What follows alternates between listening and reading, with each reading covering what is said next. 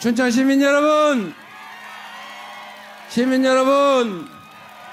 인사드립니다. 더불어민주당 대통령 후보 이재명입니다. 지금은 진짜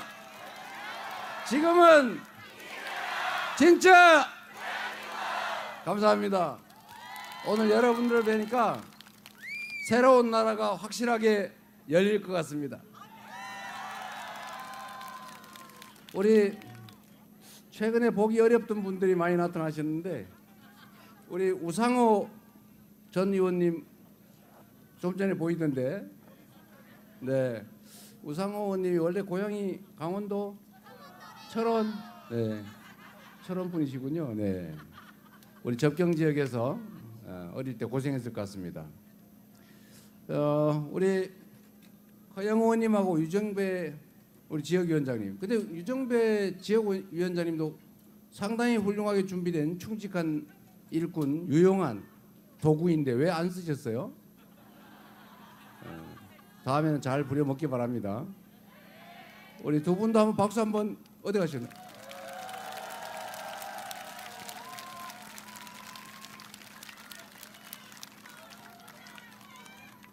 유정배 그 춘천하고 철원하고 양구, 그다음에 화천까지. 근데 그 지역구 가를 때 좀 골고루 섞어서 가르지 그래. 그 우리 허영 의원님이 욕심 부린 건 아닌 것 같고. 예. 그때 당시에 그 여당 의견을 들어가지고 선관위에서 마음대로 정해온 거를 우리 민주당에서 조정을 못하는 바람에 선거가 좀 이상하게 됐어요. 예, 이런 게 약간의 게리맨더링인데 앞으로도 바꿔야 될 것 같아요. 네, 응원의 박수 부탁드립니다. 얼마나 힘들겠어요. 여러분, 요즘 먹고 사는 거 참 힘드시죠? 네. 춘천도 보면 여러 가지가 힘든 것 같아요. 일단 대한민국 경제 전체가 힘들어요. 전 세계적으로 성장률이 떨어지면서 힘들어진 것도 있지만, 지난 정부 3년 동안 저는 뭘 했는지 모르겠어요. 경제가 어려우면 정부가 역할을 해야 될 거 아닙니까? 우리가 세금을 내고 우리가 권력을 맡기는 이유는 우리 나쁜 상황에서는 좀 세상을 좀 살 수 있게 만들어 달라고 세금 내고 권한 맡기고 그런 거 아니에요? 근데 이상하게 지난 3년 동안 제가 옆에서 보니까 뭐 말해도 소용도 없고 나 자꾸 죽이려고 그러고, 그래가지고 우리 할 일만 하고 있었는데 자유 이렇게 얘기하면서 사실은 방치, 방임 이러고 있더라고요. 이 방임과 방치, 각자도생, 밀림의 상태, 정글 이렇게 만드는 건 자유가 아니죠. 공정한 경쟁 환경을 만들고 불합리한 요소를 제거하고 합리적인 그런 사회 기반 위에서 사람들이 공정한 기회를 누려야, 평등한 환경이 만들어져야 진정한 자유가 있는 거 아닙니까? 이 자유라고 하는 것은 굶어 죽을 자유, 이런 자유가 아니에요. 싸구려 유통기간 지난 식품을 싸구려로 사 먹을 자유, 이건 자유가 아니죠. 고리대금업자한테 연 3,000% 이자를 뜯길 자유, 그런 건 자유가 아니죠. 뜯기지 않게 해줘야죠. 누구나 최소한의 금융을 이용할 그런 기회를 줘야 진정한 자유 아닙니까? 유통기간이 지나서 병 걸릴 가능성이 있는 그 위험을 감수하게 하는 게 그건 자유가 아니죠. 그거는 고통을 어쩔 수 없이 감내하게 만드는 방치죠. 싼 음식, 유통기간 지난 거를 더 싸게 사 먹을 수밖에 없는 상황을 만들지 않는 거, 이게 정부의 역할 아닙니까? 고리대금업자한테 고리를 뜯기지 않고도 금융을 이용할 수 있게 만들어 주는 것, 이게 정부의 역할이죠. 경기가 너무 과열되면 눌러주는 것처럼 경기가 나쁘면 세금으로 아니 맡긴 권한으로 부양을 해줘야죠. 그래서 이 진폭을 줄여줘야 되는 거죠. 이게 정부의 역할인데 이 지난 3년간 정부가 한 일을 보면 그냥 자유 노래는 부르는데 실제로는 방치해서 진짜 자유를 대부분의 국민들에게서 뺏어버렸죠. 정부 역할을 포기해버렸다. 그러면서도 권력은 남용해서 정적 제거하고 누구 죽이려고 그러고 야당 말살하려고 그러고 심지어 마지막 단계에 가가지고는 아이고 야당 귀찮다. 국가 권력을 아예 내가 다 가져버려야 되겠다. 뭐 선거는 무슨 선거냐. 아예 그냥 군인 통치를 영원히 해가지고 내 죽을 때까지 그 다음에는 우리 아내한테 물려주고 그 다음에는 자식한테 물려주고 아예 그냥 나라를 내 걸로 만들어야 되겠다. 이런 생각으로 비상계엄을 선포해서 군대 동원해서 국민들에게 총구를 들이댔지 않습니까? 이런 상태를 방치하면 안 되겠죠. 다행히 지난 12월 3일 밤에 우리 국민들이 열심히 목숨 걸고 장갑차 맞고 소총 부여잡고 말렸고 그리고 치열하게 광장에서 싸워서 결국 탄핵 의결하고 당시 여당이 극렬하게 반대했지만 결국 파면하고 또 석방되고 말았지만 여하튼 구속해서 기소하고 재판받고 있지 않습니까? 그러나 이게 끝입니까 여러분? 끝이 아니죠. 아직도 내란 주범들 주요 임무 종사자들은 어디에 숨어 있는지 그 전모가 어떻게 되는지 알지를 못하고 있어요. 진상을 정확하게 규명하고 상응하는 책임을 확실하게 묻고 제도 개혁을 통해서 다시는 이런 엉터리 민주주의를 훼손하고 국민의 인권을 침해하는 독재적 발상은 아예 실행할 수 없는 제도 보완하고 그리고 엄정하게 처벌해서 다시는 저런 짓 했다가는 인생 망하는구나 이런 생각 들게 만들어서 꿈도 꾸지 못하게 만드는 게 진정한 내란 극복 아니겠습니까?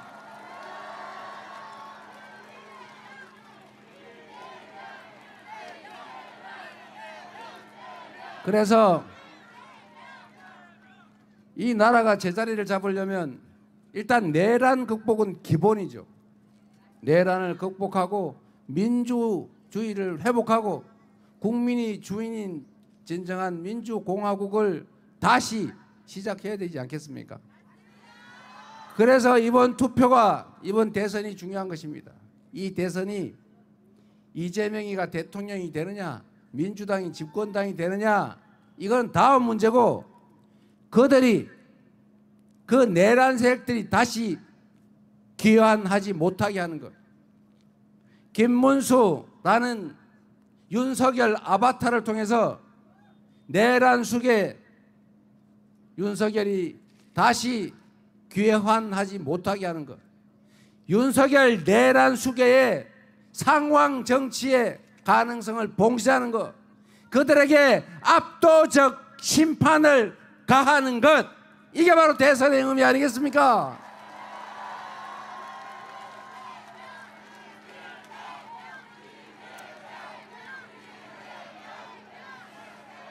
그리고 여러분, 국가가 존재하는 이유는 국민의 생명과 안전을 지키고 국민들이 서로 믿고 합리적으로 예측되는 사회 속에서 규칙을 지켰다고 손해보지 않고 규칙을 어겨서 이익 볼 수 없는 그런 질서 있는 세상을 만드는 것. 그리고 그 속에서 우리 국민들이 지금보다는 더 나은 삶을 살 수 있게 하는 것. 즉 민생을 개선하는 것. 그리고 그 민생의 가장 핵심이라고 할 수 있는 경제를 살리는 것. 이게 바로 정부가 해야 될 제일 중요한 3대 책임 아니겠습니까?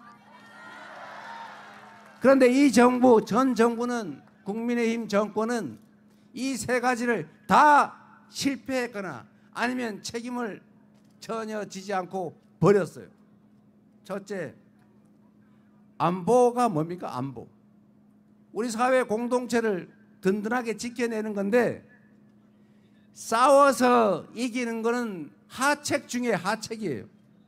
물론 지는 것보다는 낫겠지만 다 부서지고 다 죽고 다치고 난 다음에 더 많이 살아남아서 비로소 이기면 뭐합니까? 싸워서 이기는 것보다 중요한 것은 싸우지 않고 이기는 것 아닙니까? 그리고 싸우지 않고 이기는 것도 중책에 불과해요.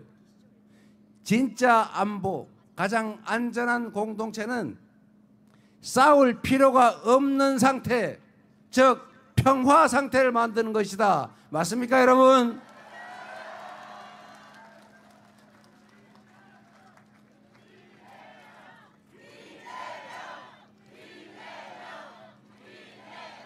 아무리 비싸고 더러운 평화라도 이긴 전쟁보다는 낫다. 동의하십니까? 그런데 이 국민의힘은 지금도 마찬가지인데 평화를 지킬 생각을 하는 게 아니라 평화를 훼손해가지고 안보를 훼손해서 자신들의 정치적 이익을 챙겨요. 북풍 사건 기억나십니까? 총풍 사건 기억나십니까? 심지어 작년 12월에 비상계엄을 선포하려고 명분을 만들어야 되니까 강대강 대치 전략을 계속 구사하고 북한을 자꾸 자극해서 군사 충돌을 유발하는, 즉 남쪽에 대한 우리 대한민국에 대한 군사적 공격을 유인하는 외환 유치해제, 이런 행동을 하는 정권 아닙니까? 보수는 안보를 잘한다고요? 천만에 만만의 콩떡이죠. 안보는 평화를 통해서, 한미 동맹 강화를 통해서, 강력한 국방력을 통해서 북한 대북 억지력을 유지하되 끊임없는 대화와 소통 노력을 통해서 협력하고 공존하고 그리고 평화적으로 공동 번영하는 상태를 만들려고 노력해온, 절대로 안보를 정략에 이용하지 않은 민주당, 그리고 민주당 정권, 그리고 이재명 아닙니까, 여러분?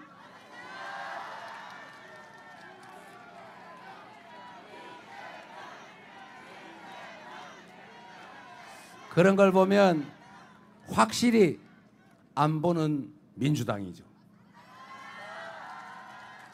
그리고 여러분, 이 안보는 대한민국 경제와 아주 밀접한 관련이 있어요. 우리 모두 알고 있지 않습니까? 휴전선에서 자꾸 티격태격하고 전쟁 발발 가능성이 높아지면 이 국제화된 사회 세상에서 외국인 투자자들이 철수해요. 신규 투자를 망설여요. 주가가 떨어져요. 수출이 잘 안 돼요. 똑같은 조건이면 안정된 나라하고 하지, 전쟁 나가지고 언제 생산 기반이 무너질지 모르는 그런 나라에 기업하고 가능하면 피하려고 하겠죠. 그래서 안보가 곧 경제고 평화가 곧 밥이에요. 맞습니까? 그리고 우리 기억해야 됩니다. 평화가 구축될 때 이 휴전선에 접한 강원도, 경기 북부 이쪽에 경기가 좋아지고 하다못해 땅값도 오르고 관광객도 많이 오고 그러지 않습니까? 평화가 곧 경제라는 사실을 이 접경 지역은 더 잘 느낄 수가 있죠. 그런데 접경 지역일수록 왜 요새는 많이 바뀐다고 하긴 하던데 왜 그럴까? 뭐 우리가 충분히 준비하지 못하고 또 충분히 설득하지 못하고 충분히 소통하지 못해서 그런 걸로 알고 더 많이 노력하도록 하겠습니다.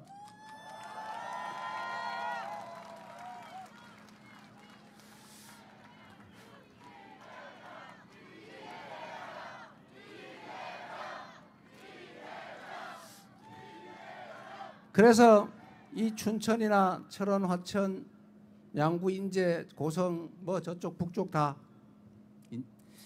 이게 한반도의 분단, 그리고 이 대한민국의 안보 때문에 정말로 특별한 희생을 치러왔잖아요.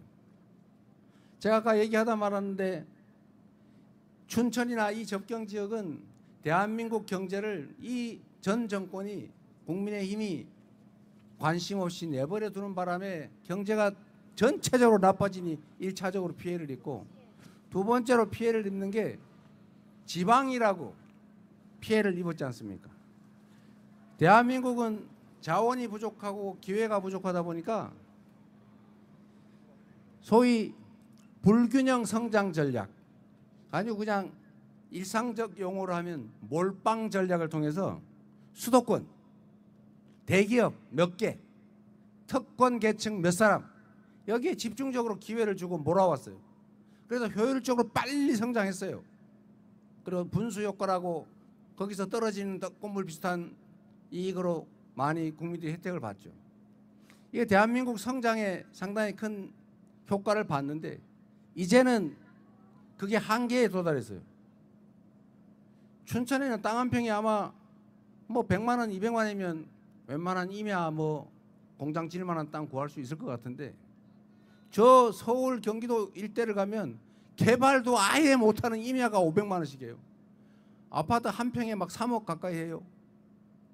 그런 지역에서 국제적 경쟁력을 가질 수 있겠습니까? 막 미어 터지고 있어요. 거기는 무슨 GTX 노선 하나 만드는데 7조 원에서 막 12조 원씩 들어요. 이 춘천 강원도는 500억 1000억이 없어가지고 손가락 빨고 있는데, 이 불균형 성장 전략 때문에 이 강원도나 저기 뭐 충청도, 저 경상도, 전라도 이런 데는 소외됐지요. 또 이 춘천 같은 데는 접경 지역이라서 대한민국 안보를 위해서 개발 제한, 기업 입주 제한, 상수원 보호구역 제한 뭐 이런 것 때문에 사실은 또 한 번 규제를 당해서 이 삼중의 피해를 입고 있는 겁니다. 그래서 대한민국은, 저는 그렇게 생각해요. 제가 수도권의 시장 그리고 경기도지사를 하면서도 수도권 규제 완화 이런 거를 여당 정치인들이 막 외칠 때 제가 언제나 반대했어요. 수도권 규제 완화해가 수도권으로 막 몰려가 나라 뭐 망칠 일이냐. 이제는 수도권 집중을 완화해야 된다. 지방도 함께 사는 균형 발전 전략으로 대전환을 하지 않으면 대한민국이 더 이상 지속적으로 성장할 수 없다. 똑같은 재정 지출을 하더라도 서울에서 거리가 먼 데는 인센티브를 더 줘야 된다. 아동수당을 주더라도 거리에 따라서 인센티브로 더 줘야 된다. 이재명에게 기회를 주시면 이 거리에 따른 수도권 집중해서 소외되는 거리가 먼 지역일수록 더 많은 재정을 배분하고 정책적 배려를 하는 것을 기본적인 원칙으로, 그리고 가능하면 법제화까지 할 생각입니다.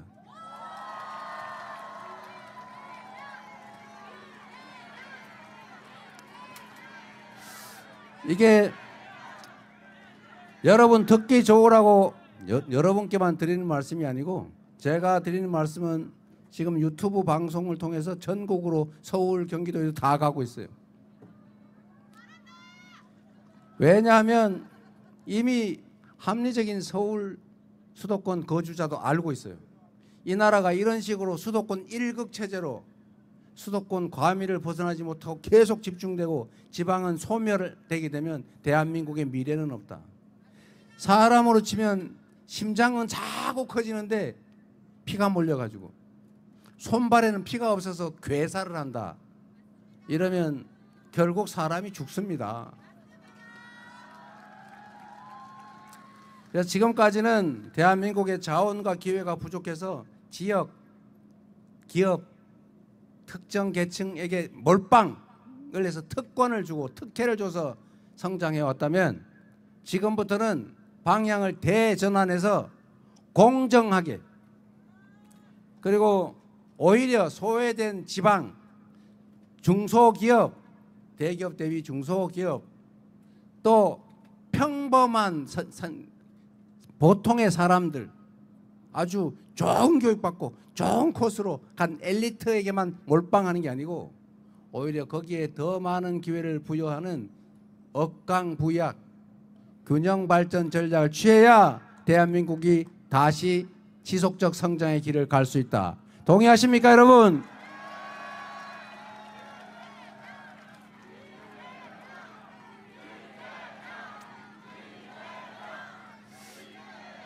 그래서 여러분, 정치는 최대 다수의 최대 행복, 더 많은 사람들의 더 많은 기회, 더 공정하고 더 합리적인 세상을 만들어서 규칙을 지켜도 손해보지 않겠다. 오늘보다는 내일이 낫겠다. 우리 자식은 나보다는 더 나은 삶을 살겠다라고 믿어지는 희망이 있는 세상, 우하향 세상이 아니고 우상향하는 세상이라고 믿어지게 해야, 그렇게 해야 세상이 살만하게 되고, 그걸 만드는 게 바로 정치고, 그거를 잘할 정치 집단이 바로 민주당이고, 그거를 잘 해낼 대통령 후보가 바로 누구라고요?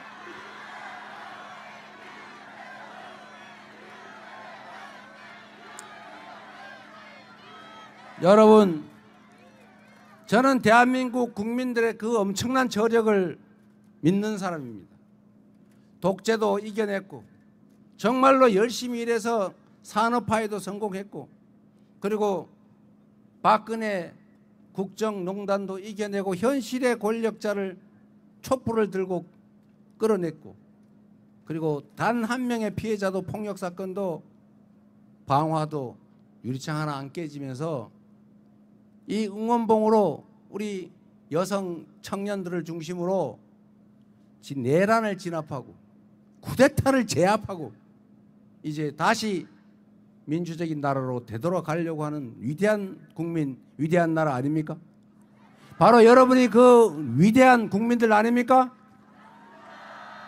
그래서 이 위대한 국민들의 힘을 한데로 모으면 서로 증오하고 혐오하고 편갈라 싸우고 이러지 않고 다름을 인정하고 적정하게 몫을 인정해서 나누고 차이를 극복하기 위해서 토론하고, 그리고 좁히고 양보하고 타협하고, 그래도 안 되면 마지막에는 국민 다수의 의견에 따라서 결정하고 또 그 결정을 따라주는 이런 합리적인 세상을 꼭 만들어야 되지 않겠습니까?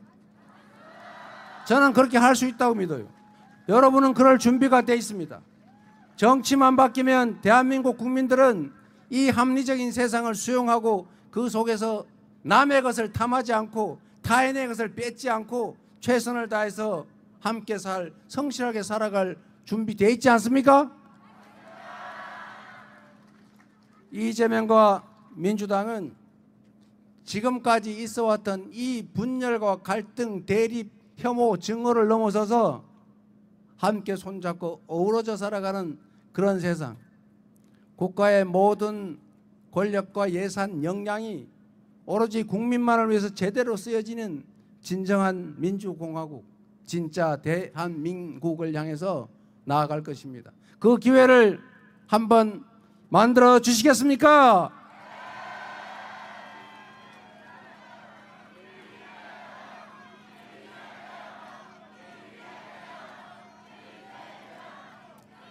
공정한 나라가 돼야 되는데 제가 가진 아주 당연한 원칙이 하나 있습니다.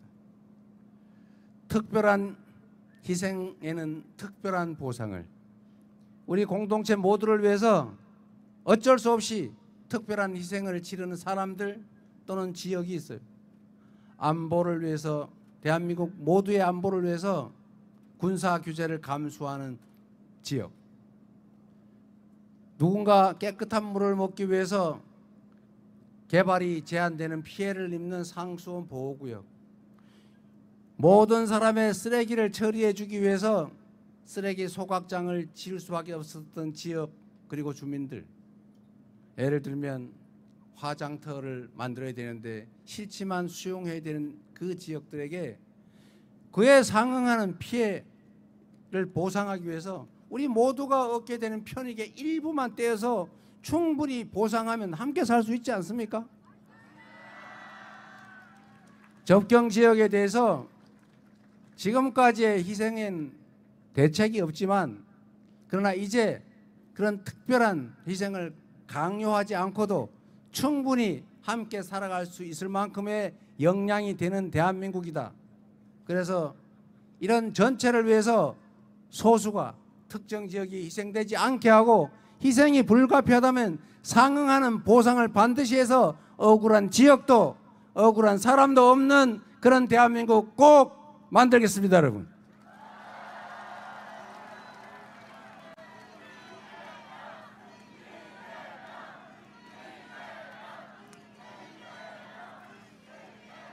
강원도를 위한 특별한 조치는 저희가 인터넷에 정책으로 다 발표해 놨으니까 그 얘기 잘 봐주시기 바랍니다. 어쨌든 강원도의 특성을 고려한 관광 인프라 확충이나 교통망 확충을 통해서 문화 관광 벨트로 만드는 것, 그리고 천혜의 자원을 활용한 동해안 지역의 수소산업 발전이나 또는 해상풍력, 에너지 산업, 재생에너지 산업, 이런 강점을 가진 산업들이 특별한 지원 속에 새롭게 입주할 수 있도록 국가 정책을 제대로 정하겠습니다. 그리고 여러분, 희망을 가지면 좋겠습니다. 똑같은 조선에서 백성을 수백만을 죽음으로 몰아넣은 선조 같은 무능하고 무책임한 왕도 있지만, 그 똑같은 조선에서 누구나 인정한 동아시아 최대 부흥을 이뤄낸 정조 같은 애민 군주도 있지 않습니까? 지난 3년에 역사의 가정은 없지만 만약 이랬더라면 한번 생각해 보면 한 번의 선택이 얼마나 중요한지, 한 사람의 리더가 나라를 흥하게도 나라를 망하게도 할 수 있다는 사실을 우리는 체감하지 않았습니까? 그러면 최소한 국민에게 충성하는 충직한 일꾼, 그리고 살림을 잘할 유능한 일꾼, 그리고 그 유능함이 이재명처럼 성남시, 경기도 민주당을 통해서 검증된 사람을 쓰면 이 나라도 지금보다는 훨씬 나아지지 않겠습니까?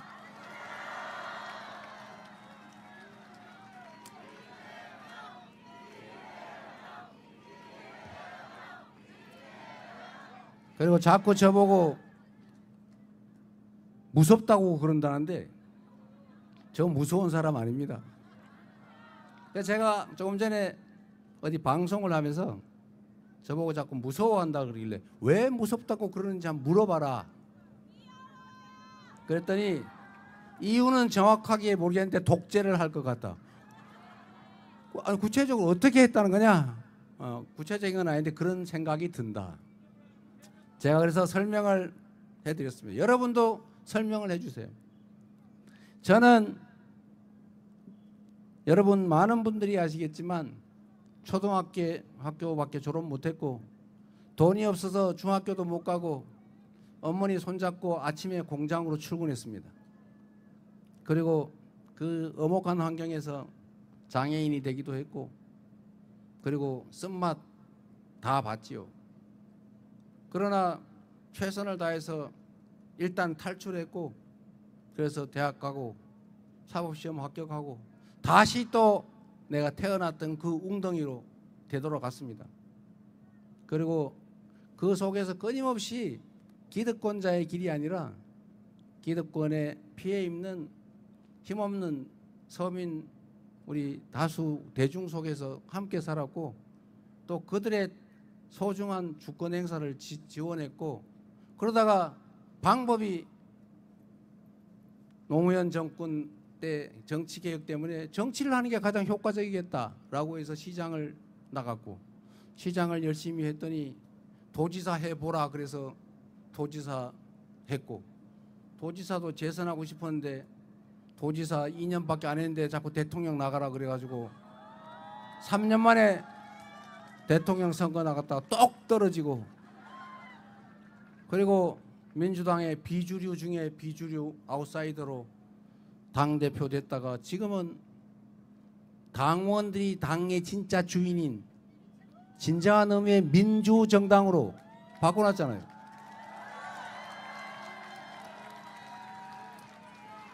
우리 국민들께서 저 이재명에게 기대하는 바는 저는 그런 거라고 생각해요. 제가 시장을 하면서 권력을 남용한 일 없습니다. 업자 개인적으로 만난 일도 없고 10원짜리 아니라 1원짜리 하나 받거나 얻어먹은 일도 없고 얼굴도 본 일 없습니다. 그러나 성남 시민들은 지금 저를 기억해주고 있죠. 가장 행복했던 시절이다. 가장 만족스러운 시정이 있었다. 지금 다시 시장으로 와라. 이렇게 얘기합니다. 그러니까 저도 가고 싶은데 가기가 어려워요. 그러나 여러분, 제가 말씀드리고 싶은 것은 제가 비주류고 아웃사이더라고 말하지만 그건 기득권자들 주류의 입장에서 하는 얘기입니다. 저는 국민들 속에 있었습니다. 가장 국민들의 입장을 정확하게 반영했고 가장 국민들의 이해관계를 잘 반영해서 가장 국민들이 원하는 방향으로 국민들이 맡긴 권력을 행사했어요. 그래서 성과가 났고 인정받고 있는 겁니다. 아까도 말씀드렸지만 우리나라에는 이 불균형 성장 전략에 의해서 특별히 혜택을 누리던 집단이 있어요. 지역도 있고 기업도 있고 사람도 있습니다. 그런데 제가 말씀드렸잖아요.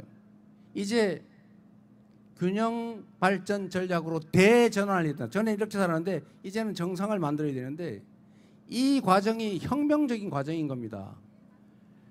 지금 이 기울어진 운동장에서 특혜를 받던 사람들은 정상적인 운동장이 만들어지면 그 전에 가지고 있던 특권적 위치, 특혜가 사라지는 걸 의미해요. 기득권이 줄어드는 걸 의미하죠. 그게 뺏기는 거라고 생각합니다. 원래는 부당하게 가지고 있던 특별한 혜택을 이제는 전 국민에게 골고루 돌려줘야 될 시대가 왔는데 그게 뺏기는 게 싫은 것입니다, 여러분. 그래서 여러분 누가 이재명 무섭다 그러거든. 당신 뭐 나쁜 짓 한 거 있어? 당신 뭐 뺏길 특권이 있어? 우리는 뺏길 것도 없고 공정하게 기회를 나눌 그런 입장이 있기 때문에 무섭지 않은데, 당연히 공정한 세상이 되면 압도적 대다수의 사람은 더 행복하고 덜 억울하고 그리고 전체적으로는 합리적이어서 지속적으로 성장 발전하는 그런 선진적 국가가 되지 않겠어? 라고 말할 수 있지 않겠습니까, 여러분? 이재명을 무서워하는 사람들, 이재명이 독재할 거라고 생각하는 사람들, 제가 독재한 일이 있는지 물어보세요. 공천할 때 무슨 비명행사 이런 거짓말 많이 했는데 당원들이 다 경선에서 떨어졌지 제가 누구 꽂고 자르고 했습니까? 다 당원들이 한 일이잖아요. 가장 민주적인 방법으로 많이 바꿨죠. 많이 바꾼 게 죄입니까? 국가도 마찬가지로 앞으로는 국민의 뜻에 따라 국민의 의지가 가장 존중되는 그런 나라 만들어야죠. 그게 민주국가 아닙니까? 그게 민주공화정 아닙니까? 그게 진짜 대한민국 맞습니까? 그 진짜 대한민국을 향해서 누가 뭐라 하든지 신경 쓰지 말고 우리가 이 나라의 주인이라는 것을 우리 손으로 투표로 확실하게 증명합시다, 여러분. 투표는 총알보다 강하다는 것을 기득권자들 그 소수의 그 권력보다도 우리 국민이 훨씬 더 강하다는 것을, 이 나라 주인이고 역사 발전의 주역이라는 것을 확실하게 증명해 주시기 바랍니다. 감사합니다.